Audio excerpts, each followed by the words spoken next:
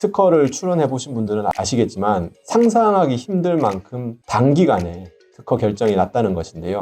이 구들판의 지혜, 온돌의 지혜가 저희 불판에 잘 구현이 되어 있다는 것을 인정받은 것이 아닌가.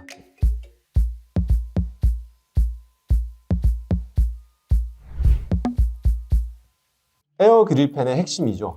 구들장의 지혜가 선물하는 슬기로운 육식 생활에 대해서 상세하게 말씀드려 보겠습니다.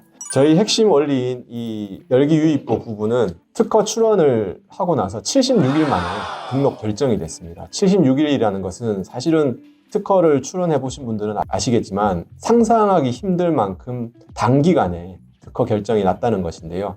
저희는 불과 2달 반 정도 만에 특허 결정이 났습니다.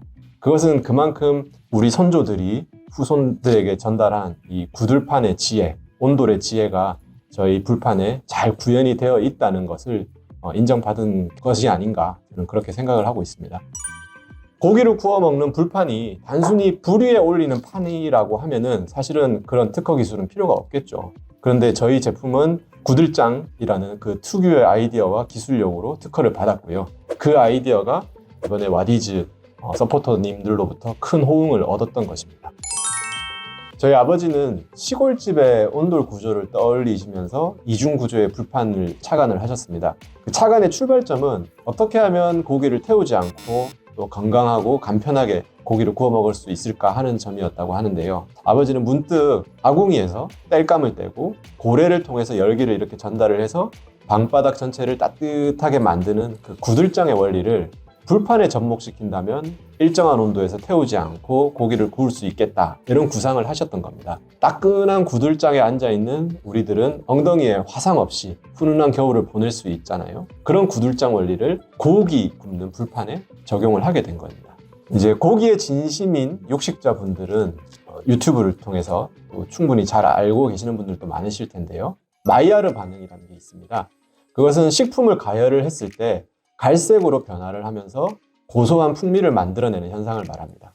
그래서 과학적으로는 고기의 경우에는 177도 정도에서 마이야르 반응이 일어난다고 하는데, 주로 냉장 상태에 있던 고기는 불판 온도가 한 200도 정도일 때 마이야르 반응이 제대로 일어난다고 합니다. 그래서 그 이상이 되면은 고기도 금방 타버리고 또 우리 마음도 금세 같이 타버리게 되고요. 그런데 저희 에어 그릴펜 제품의 경우에는 아궁이는 최대 350에서 390도까지 올라가지만 이 구들판은 위에 아무것도 올려진 게 없을 때도 최대 260도 정도까지만 올라가게 되고, 중불로 조절을 해 놓으면은 구들판 온도는 160에서 180도 정도, 그래서 딱 마이야르 반응이 일어나기에 최적화된 상태에 있게 됩니다. 그리고 에어 그릴펜은 이 상부 구들판과 하부 아궁이의 이중 구조로 되어 있습니다. 구들판은 아궁이에서 직접 전달된 열기, 또 열기 배출구를 통해서 올라온 열기가 쫙 이렇게 퍼지면서 대류가 되면서 고기를 위아래에서 골고루 잘 익혀주게 됩니다.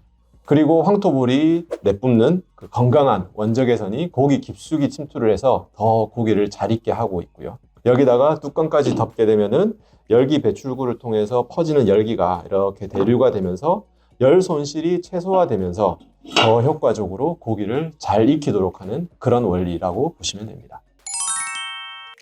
이번에는 고객분들이 가장 궁금해하셨던 질문 3가지에 대해서 상세하게 말씀드리겠습니다.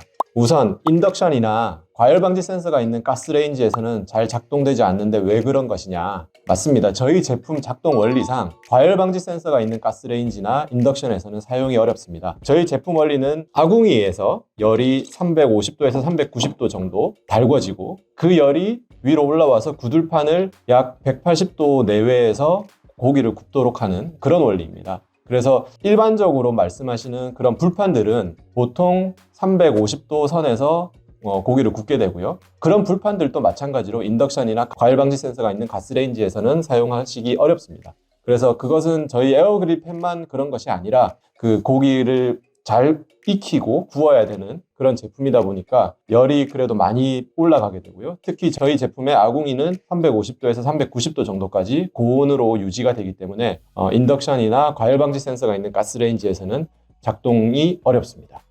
그리고 두 번째로 고객분들이 진짜로 고기가 타지 않는 게 맞느냐, 냄새가 안 나는 게 맞느냐, 또 기름이 안 튀는 게 맞느냐 많이 물어보셨는데, 실제 사용하신 분들 후기를 보더라도 고기가 잘 타지 않고 냄새가 덜 나고 기름이 덜 튄다는 것은 확인이 되고 있는 것 같습니다. 저희 제품도 마찬가지로 아궁이는 350도에서 390도까지 올라가게 되는 게 맞죠. 근데 저희 제품은 구들판이라는 이중구조 방식을 채택을 했고, 또 밑에서 올라오는 열이 직접적으로 고기에 전달되는 게 아니라 간접열 방식으로 고기에 전달되는 그런 방식이다 보니까 구들판 온도 자체는 일반적인 불판이나 후라이팬과 다르게 180도에서 200도 내외로 유지가 되게 됩니다. 그러다 보니까 온도가 지나치게 높거나 그런 상황이 아니다 보니까 고기가 타지도 않고 기름도 덜 튀고 냄새도 덜 나고 연기도 덜 나고, 그런 에어 그릴팬만의 장점이 있는 것입니다.